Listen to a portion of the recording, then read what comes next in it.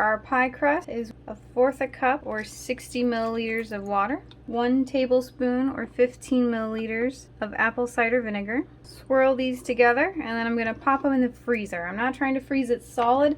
I'm just trying to get it as ice cold as possible. Kitchen scales like this can help with the accuracy of your cooking and baking, especially gluten-free, pastry type things. We're going to be using Bob's Red Mill all-purpose baking flour. It has a good protein content for a pie.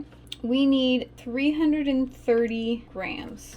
1 teaspoon of xanthan gum for this.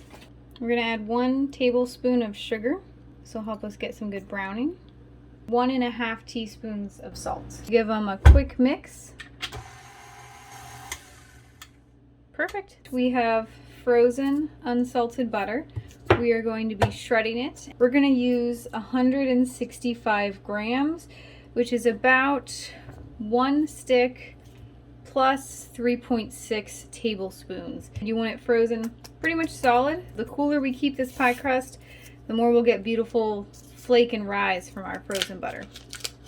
It is worth this little extra bit of effort here, I promise.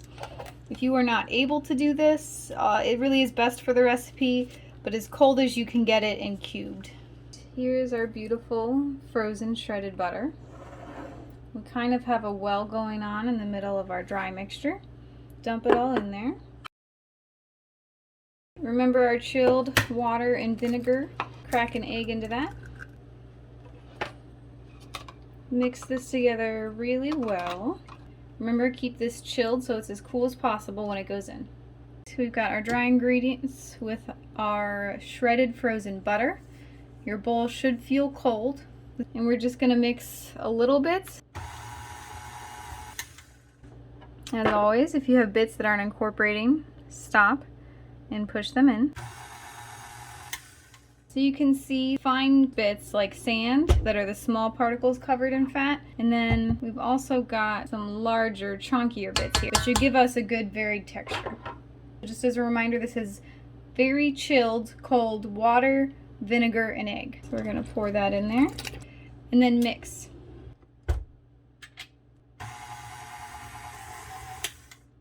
It will incorporate, I promise, but we're gonna help it out by scraping and just pushing around the sides a little. It looks shaggy, as you can see. It will come together.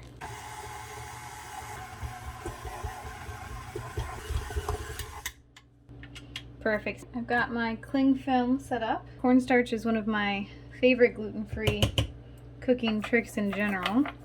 We are just going to spread a little bit around the center of this cling film. Form this into a ball. You don't want to do this too long because heat from your hands, you risk melting butter and losing some of that beautiful flakiness. So there we go. We have our little ball. I'm going to re-cornstarch this a little. Start the process of wrapping this guy up.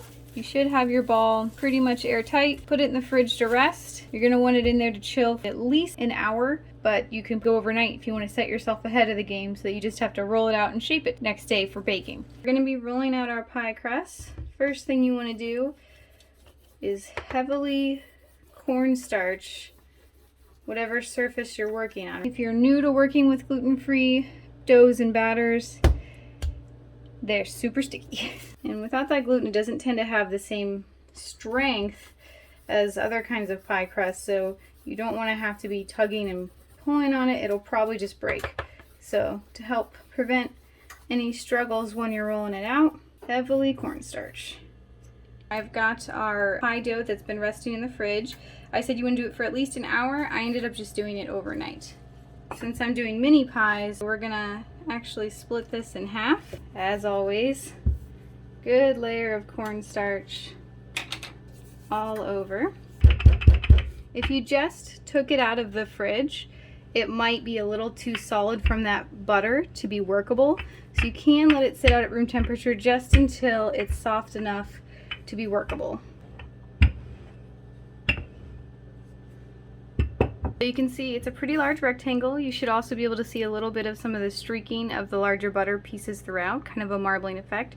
And your dough should still feel cold. You never really want this to get too warm. So we're gonna fold the top third down. Sometimes it can be a little easier if you use something like a ruler just to help you pick up the edge of it.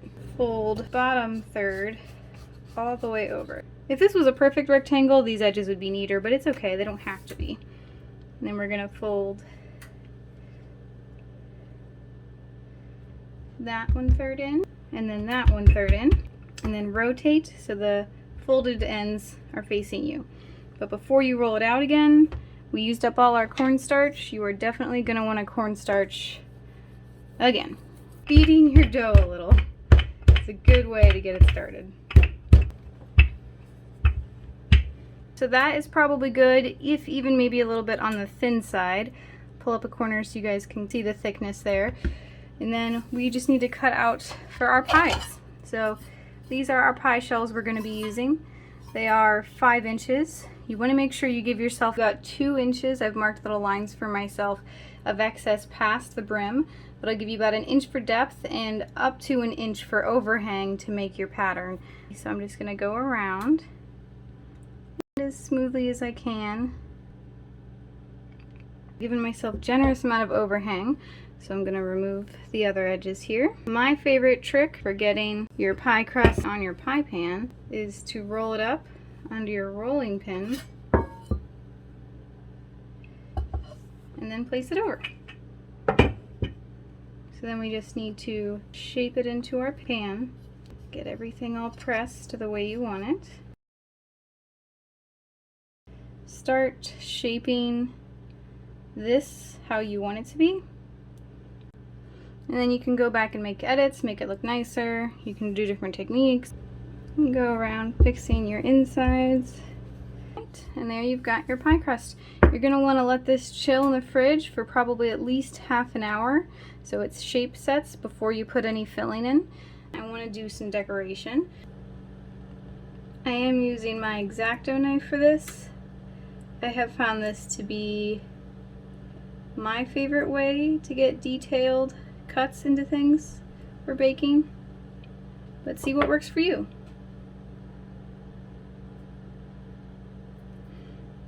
I'm going to let these chill on there. We might need an egg wash to get them to stick. We'll see how hardened they are after chilling. Alright, so take your pie crust, which should have been chilling in the fridge for at least half an hour, and to help prevent soggy bottom, a little trick that we're going to use is to brush some corn syrup on the bottom. So there's all kinds of things you could get creative with and use to seal the bottom of your pie crust. You could use chocolate, egg whites, all kinds of things. Just make sure you pick something compatible with the flavor of whatever type of pie you're making. So now you are good to scoop your filling into your pie.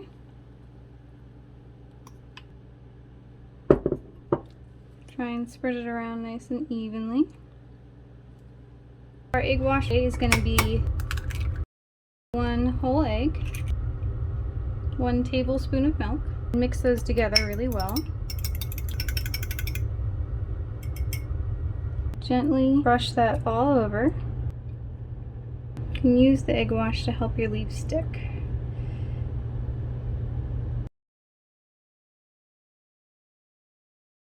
I have these 3 decorative leaves I'm going to put in the middle. So I'm going to give them a quick egg wash, and we're going to very gently place them. Sprinkle granulated sugar over everything that had egg wash on it.